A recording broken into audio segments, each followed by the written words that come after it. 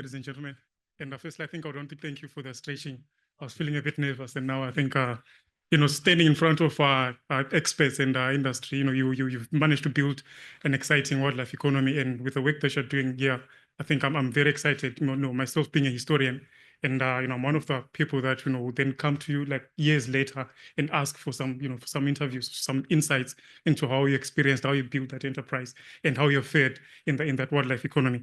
So generally, my talk really will be an historical account of the evolution of the wildlife economy in Africa. And central to my talk is the question of proprietorship.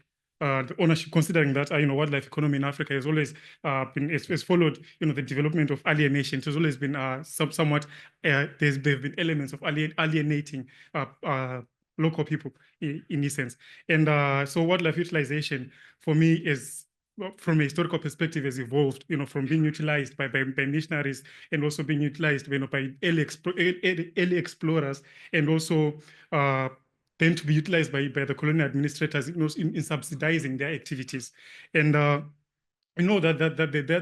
they've been doing. I myself, being a historian, I then ask myself, what can we learn? What can history teach us, in terms of the past successes and the past mistakes, insofar as societies have interacted with their wildlife resources. So my research idea generally came into being, when I was doing my fieldwork. So I'm now in my second year doing the writing part of my PhD project, and I'm just reflecting on the experiences that I had while I was doing my fieldwork. That was in Zimbabwe, so Chirezi South, and Chirezi South is just adjacent to the Gonaresho National Park. And I became interested in finding out, how communities, how the community participation in the wildlife economies has sort of been undermined, or there's too much to be done. Yet the very communities have a long history of interacting with wildlife species. So generally, I wanted to understand the underlying factors, influencing or limiting the very participation of these local communities. So, with the experiences from my fieldwork, the first thing that I did was then to consult my secondary literature, and in consulting these secondary sources, works that have been churned out by early researchers and early practitioners. There's two countries stood out striking for me, and the first one was in Zambia, and the second one was in Tanzania. So, in essence, what struck to me was, in Zambia, we have the project, which was the Luanga Integrated Resource Development Project, which in its first phase, it was 1986 up to 1990. So we find that in the very instance of trying to involve local communities, the idea was to have local communities participate, in wildlife utilization and how they can benefit. That was the key, or rather the driving idea behind this development initiative. But then in crafting that system of involving local communities, we had what became a system of a mini government. By mini government, I realized, I observed that this Luanga Integrated Resource Development Project, the first chairman was the country's the late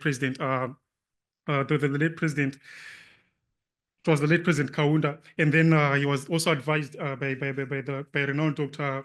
By then was Dr. Richard Bell, and then we had Fidelis Lungu. So these were key. There was one key person, and then other, well-informed, well-researched individuals influencing or trying to drive the local participation of these communities.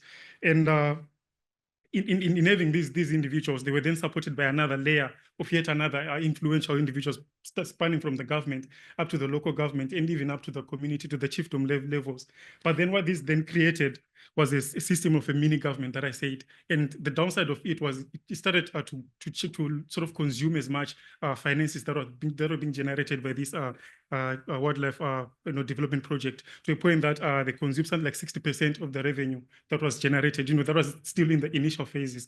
They would consume like 60% of the revenue, and then about 40%, which was then left, it was then directed to say it's going to benefit the local communities.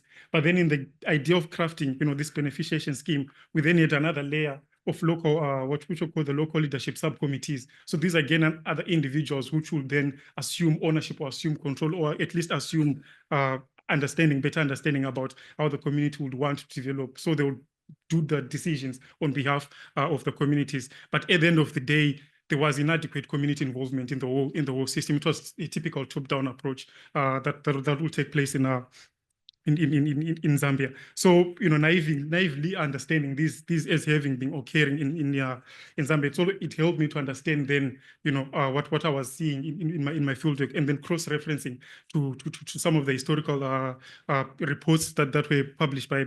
So what I have is a newspaper report which blamed, now this is in Zimbabwe, it blamed the safari operators who had managed to have success since 1975, where we have their successes being owed to a wildlife management policy which allowed private land owners to own or to claim ownership over the natural resources that they had. So with their successes, they could register, a growth in the elephant populations or even any other wildlife species. But outside of that, we find that the wildlife that they have within these private areas will then, some would move into neighbor communal areas, as well as the state-owned land. And in the 1980s, again, that's where we find within these complaints about communities complaining that, yes, we have safari hunters, but then their animals are then coming to raid our crops. And we have been discussing about what is then labeled poaching, but it was a way of the communities to interact, or at least to try and claim ownership, or at least to recoup some of the losses that they would incur. So with the wisdom that the early drafters of the wildlife economy in Zimbabwe, that is in 1975 thereabout, they then drafted what they called the Grand Profit Sharing Scheme, which again made headlines. That soon after independence, because if you are to then revisit the Zimbabwean history, find that soon after independence there was a massive wave of poaching, and I would still want, or rather, I would want to call it poaching, but that is what the idea that has been communicated, partly as a result of this lack of understanding as to how local communities interact with their wildlife species. So this Grand Profit Sharing Scheme became the Project Windfall, which to me, or which ideally was laid the foundation of the flagship Campfire program, which was then introduced in 1990. So but the downside of this Project Windfall was, now we had another section of wildlife conservationists who would then say, specifically speaking to elephants, they would go against culling, and then they would go against, the utilization or the extraction of monetary value from elephants, registering the idea that, conservation initiatives that were made had registered the success. So the downside then to Windfall was there was no enough funds to try and fund this project. And as time went on, another idea was then regenerated, which became Campfire, which was then introduced, that is in 1990.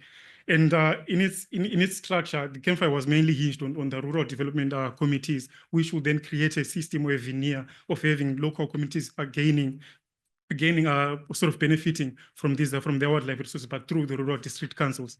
And also, we're having with these RDCs, the idea of human wildlife conflict still continued. And as time went on, with the politics of Zimbabwe, and by the time where the Campfire was then introduced in the area that I was, which was in 2003, Zimbabwe was then under the land question, land reform, and land redistribution, which in itself marked a dent in the wildlife economy of Zimbabwe. But given the idea that there was a need to protect the conservationists had managed to push the idea that with this land reform program, wildlife is under siege, so we need to protect it. So that in itself allowed then for funding to be availed for this community that is in the Chiredzi South. And Campfire is then financed, but then we have yet another system, a quasi, not quasi, but a mini sort of government structure, where we have the RDC still epitomizing the government, still having the government influence to a point that the local communities themselves do not have enough say into deciding how to make use of their wildlife resources and what to do with the wildlife resources, or even with the money that they get. So with these RDCs, and then the Campfire is introduced, communities are then allowed to, they would get the maximum that they would get was at least 5,000 from at least an elephant that would be shot under trophy hunting, from elephant trophies rather.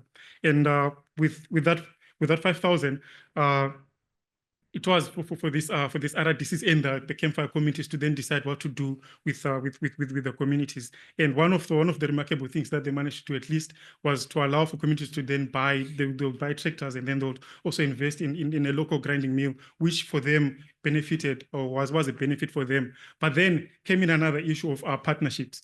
in the wisdom of the Zimbabwean government, the post-colonial Zimbabwean government, they had the idea that let's partner with the Frankfurt Zoological Society to have and try and revamp the Gonarezhou National Park. So this in itself brought in the Frankfurt to then try and assist the national parks in managing the Gonarezhou National Park. So this in itself, another remarkable project to me was to introduce an electric fence, which arguably sort of hindered the cross movement of elephants and other wildlife species into local communities.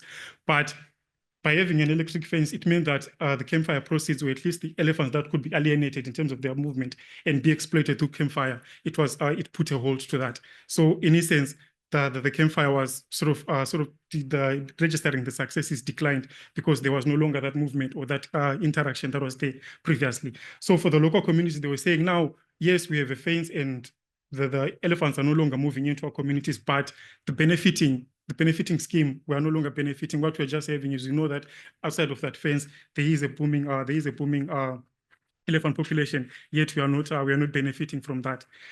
So what then stemmed to me was the idea of partnerships. And again, I went back to my secondary sources and then tried to cross-reference. That's where I then came across another flagship study that was done in Tanzania, which was under the new Partnerships for Sustainability program.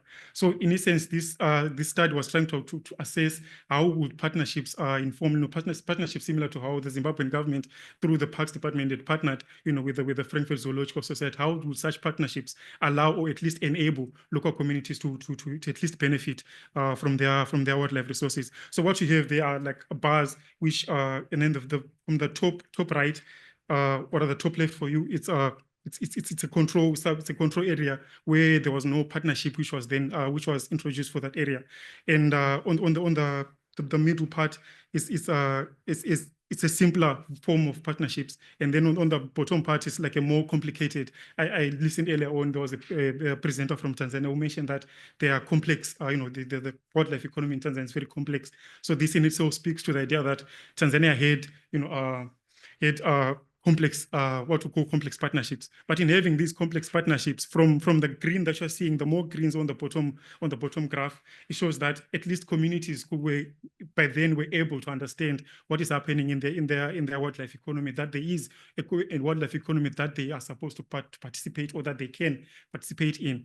And in the absence of such partnerships, we have local communities not even having an idea as to how they might participate, in these wildlife economies, let alone that there is a business model that they need to participate in. And so with these findings, I then approached, or at least reached the conclusion that what is key is to have proprietorship rights. At least let's have proprietorship rights that devolve to the grassroots level. And in having a grassroots, at least at the grassroots level, having a system or an economy that allows the rural communities to develop pathways which are suited, the political economy for each area is the area that I was in my fieldwork. It's very unique, and the landscape is also unique for it to have at least a one-size-fits-all design. So in all, I underscore the fact that there is need to shift, to a more localized and community-driven management systems, which ensure that that there is equitable development and sustainable governance, which I think, or which I argue that it's the key to driving, at least driving an inclusive partnership, or an inclusive wildlife economy, which is hinged on sustainable partnerships and allowing proprietorship rights at the grassroots level. So with that, I thank you.